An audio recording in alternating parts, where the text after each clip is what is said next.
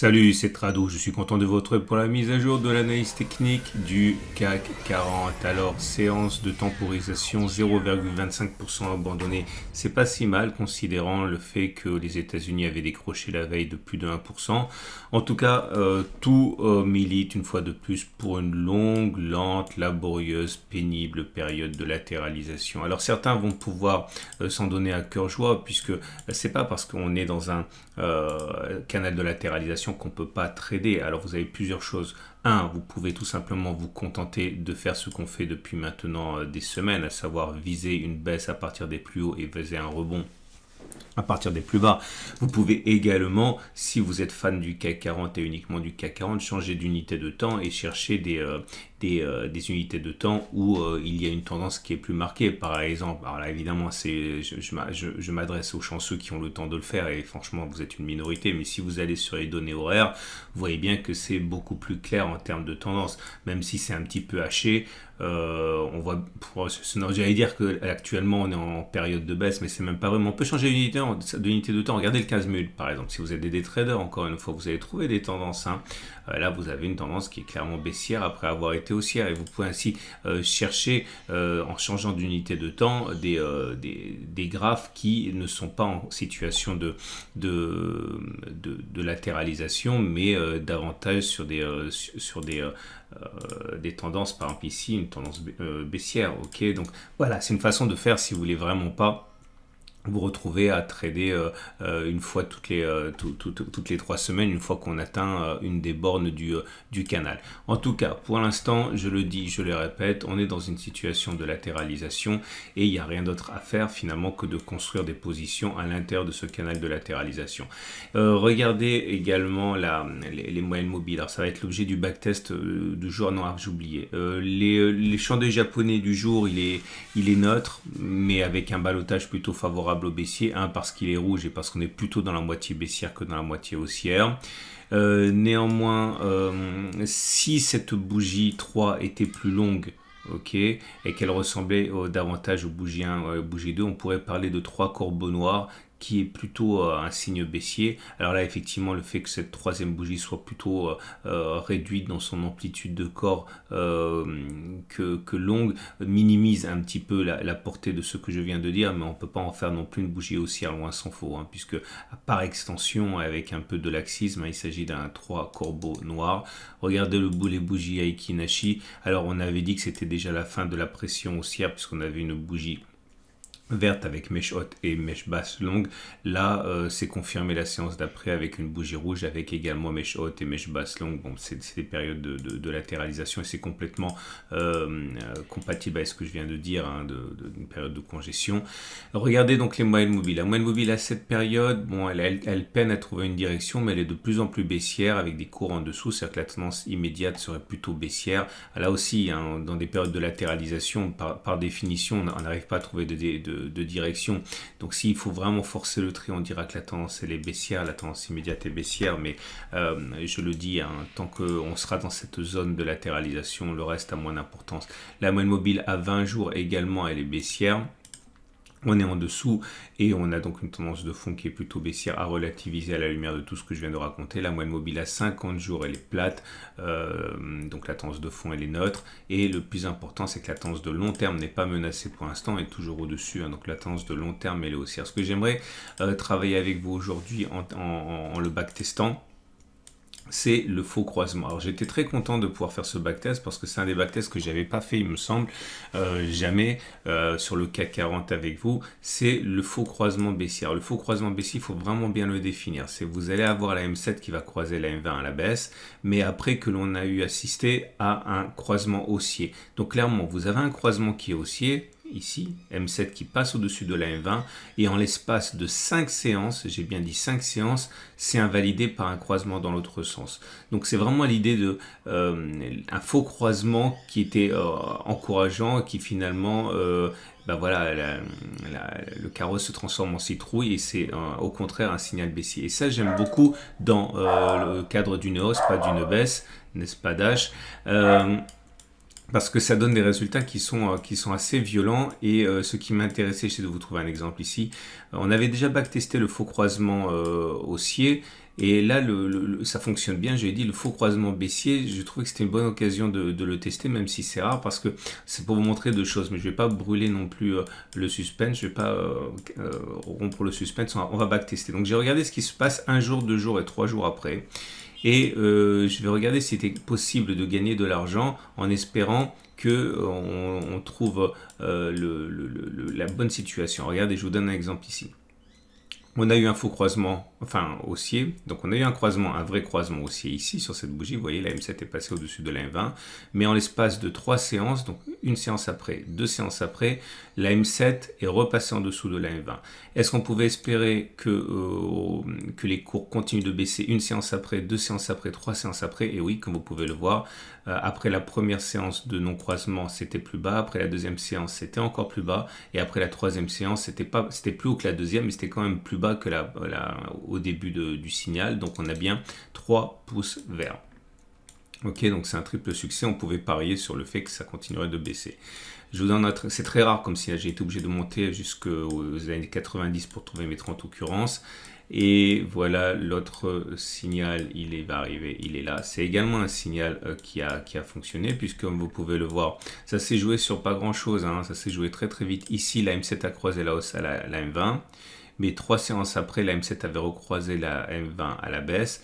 Est-ce qu'on pouvait espérer, alors attendez, c'est ici, attendez, il ne faut pas que je raconte de bêtises parce que c'est très précis.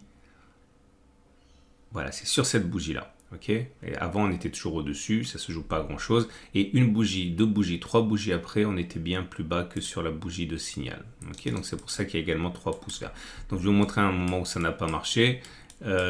C'est ici.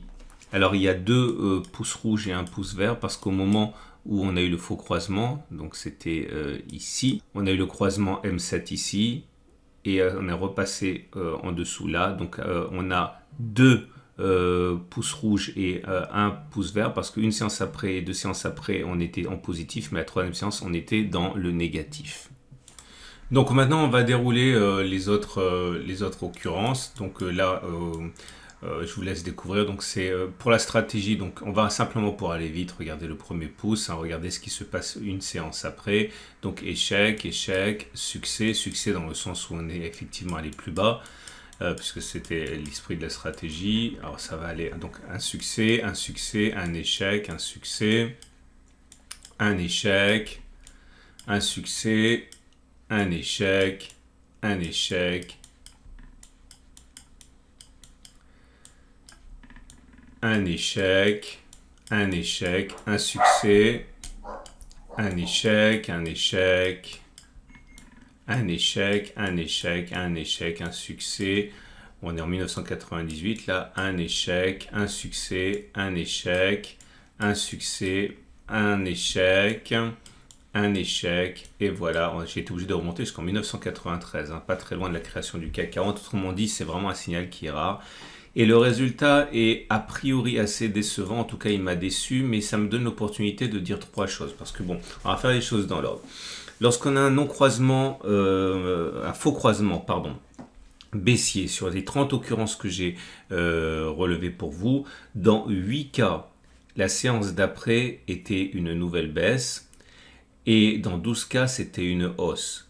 Autrement dit, dans 40% des cas, après un faux croisement, il y avait une baisse et dans 60% des cas, il y avait une hausse. Dans le deuxième backtest, c'est-à-dire lorsqu'on regarde ce qui se passe 2 séances après, c'est beaucoup plus équilibré.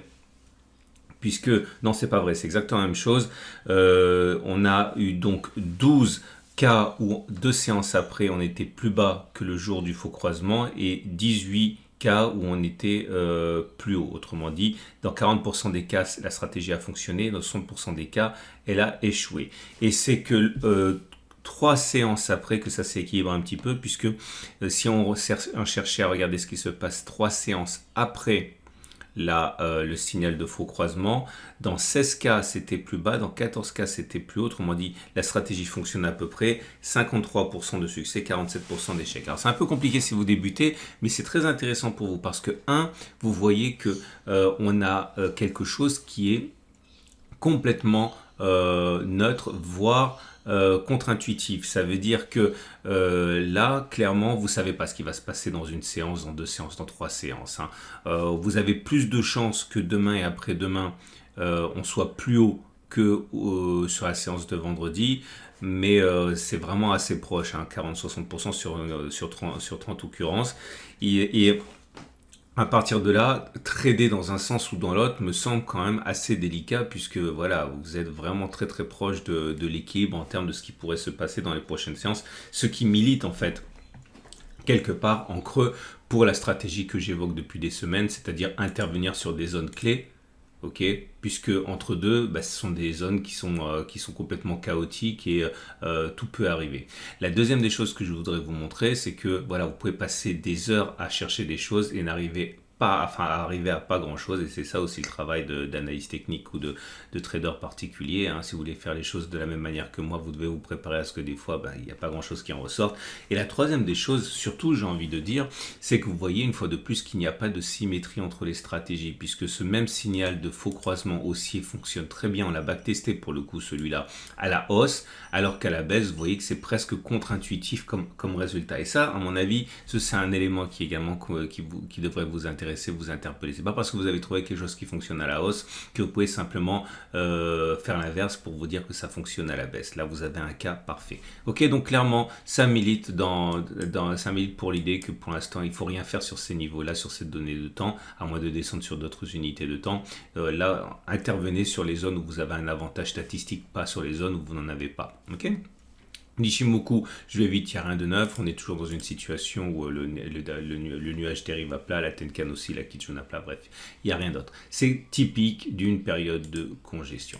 Donc, avant d'aller plus loin, et on va engager les trades du jour, alors que peut-on faire ?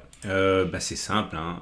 Si vous avez bien compris ce que je vous ai raconté, pas grand chose, hein. Si vous êtes acheteur, si vous pariez sur le fait qu'on va remonter et chercher le haut, vous pouvez par contre acheter une partie de votre position ici, donc une demi-position ou un demi-risque. Si votre objectif c'est d'aller chercher 6% et que vous mettez un stop à 4 à 5%, vous avez un ratio gain-risque qui est supérieur à 1. En plus, si vous achetez votre deuxième risque, votre deuxième position en bas, vous aurez un ratio gain-risque encore bien meilleur avec un potentiel de gain de 10%, un stop de 2%. En fait, c'est tellement bon que j'ai envie de dire, vous pouvez vous permettre d'avoir un stop de protection encore plus large. C'est-à-dire si vous mettez votre stop de protection en imaginant que vraiment ça tourne au vinaigre en Ukraine par exemple, ou alors avec d'autres départements, notamment celui de la Fed, vous pouvez mettre un stop de protection en dessous du support mensuel. Ok, donc une demi-position maintenant ou pas, on peut attendre éventuellement qu'on aille sur la zone grise, stop de protection à 6%, objectif 10%, et deuxième demi-position ou deuxième demi-risque, ça dépend ce que vous voulez, vous attendez sur le support mensuel, et là vous avez vraiment un jackpot en termes de ratio gain-risque. Et puis bien sûr, c'est l'inverse si vous voulez spéculer à la baisse, vous attendez qu'on remonte et que vous pariez sur un retour sur le support hebdomadaire à partir de la récence hebdomadaire. Voilà, vous retrouverez les matrices de trading intraday sur mon site, Tradosor, et j'aimerais aujourd'hui mettre l'accent sur l'or. Regardez l'or, franchement, comme je disais tout à l'heure, quand le CAC ne donne rien, vous pouvez soit changer d'unité de temps, soit changer d'actif, et regardez l'envolée de l'or pour l'or en dollars, puisque on vit en Europe, donc c'est plus ça qui nous intéresse. Regardez, on n'est plus qu'à quelques encablures à peine des plus hauts historiques. Malheureusement, la situation géopolitique profite un petit peu, j'ai envie de dire, à l'or. Alors, ceux qui en détiennent, évidemment, sont contents, mais ça monte très très fort. Et bien sûr, comme vous le savez, à titre personnel, j'ai un sponsor. Ce sponsor, c'est mon sponsor depuis des années, c'est mon plus vieux sponsor en fait, c'est Okov. Si vous voulez commencer à accumuler de l'or, vous pouvez le faire à moindre prix en passant par mon site. Si vous cliquez sur la bannière ici, vous pourrez acheter de l'or avec une prime réduite, notamment la Vera Valor 1 quart d'once d'or pour 467 €. Alors l'avantage également, c'est que évidemment vous pouvez le faire garder comme à l'étranger, comme le faire livrer chez vous. Bref, je vous laisse découvrir ça. C'est LSP, c'est-à-dire que si vous achetez ça, vous ne payez pas de droit de garde sur cette pièce. Voilà, plus d'informations sur le site, n'hésitez pas à découvrir ça si vous voulez acheter de l'or, ne vous faites pas arnaquer, notamment en achetant des pièces plaquées, etc. ou fourrées comme on dit, passez par un vrai professionnel, le leader. Allez, je vous souhaite une excellente journée et je vous dis à demain pour la mise à jour.